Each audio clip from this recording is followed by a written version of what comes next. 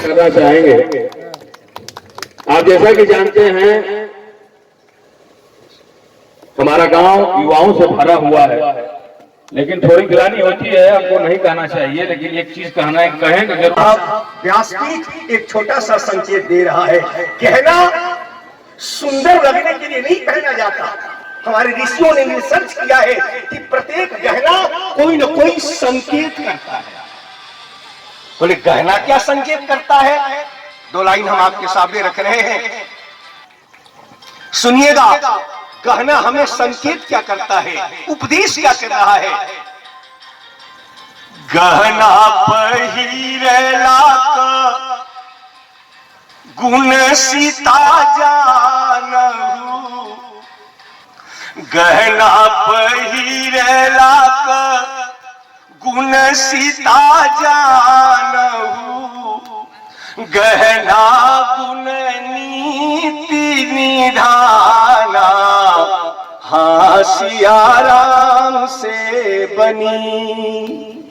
सबसे पहले बच्चियों से लेके बूढ़ी माताओं तक हाथ में चूड़ी पहनती हैं।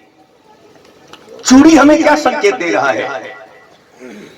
चूड़ी कहत बेटी चोरी मती करी हऊ, चूड़ी कहत बेटी चोरी मती करी हऊ, सत्य ईमान पर धाना, हाँ सीताराम से बनी। चूंकि अब समय दूसरे का है, बस एक संकेत केवल हम कर रहे हैं।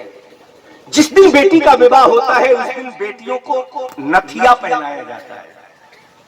क्या अच्छा लगने के लिए? जी नहीं, ऋषियों ने संकेत किया नथिया अच्छा लगने के लिए नहीं पहनाया जाता है, बल्कि ये बहुत बड़ा संकेत है, बहुत बड़ी सीख इस नथिया के माध्यम से मिल रही है। क्या? नथिया कहत अपने मन को तू नाथ हूँ, नथिया कहत अपने मन को तू नाथ हूँ, बहकन जाए मन मांगा, हाँ सीताराम से बनी।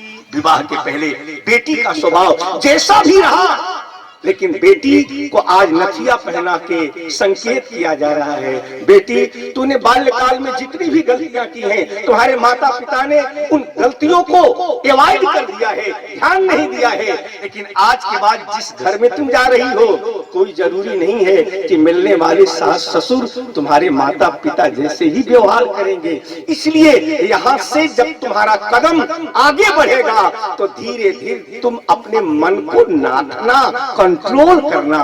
उसी प्रकार कई प्रकार के गहने यही है, संकेत दे रहे हैं। याद रहे, सेवरी ने कोई गहना नहीं पहना था, केवल एक गहना पहना था, वो जीव का गहना था। बोले जीव का गहना क्या है? बोले जीव का गहना है भगवान का नाम। सेवरी ने केवल जीव का गहना पहना, परिणाम क्या मिला?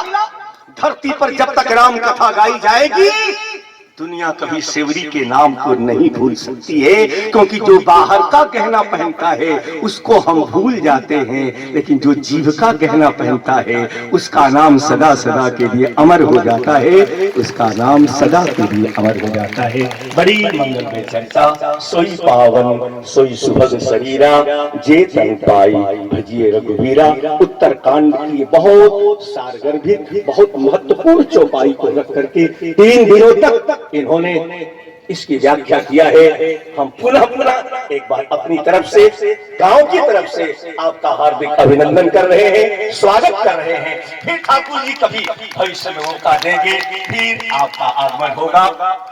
महाराज जी, हम एक बार आपका भी हार्दिक अभिनंदन कर रहे हैं। आप व्यासपीठ को सुशोभित करें और अपने रसमयी कथा तो जो आप सुनाते हैं, लेकिन इस कथा में अपने गायन का खुल के प्रयोग कीजिएगा। और आज एक और संत का आगमन हुआ है।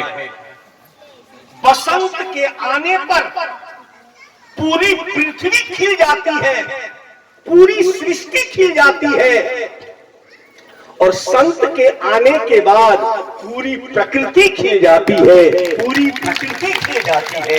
तो आज हम गांव वालों का सौभाग्य है कि श्री सीताराम यज्ञ कराते हैं संपूर्ण इलाके में। ऐसे दिव्य महापुरुष का आज शिवरी की कथा सुनने के बाद जैसे मतंग ऋषि ने शिवरी को आशीर्वाद दिया था, वैसे आज गांव को आशीर्वाद देने के लिए मतंग ऋषि के रूप में हमारे स्वामी जी महाराज का पदार्पण हुआ है। एक बात हम पुनः अपनी तरफ से पूरे गांव की तरफ से आपका हार्दिक वंदन नमन कर रहे हैं। अब हमारे आपके बीच में अब कथा प्रारंभ होने जा रही है, उसमें हम सब लोग दिव्य आशीर्वाद स्वामी जी महाराज का लेंगे।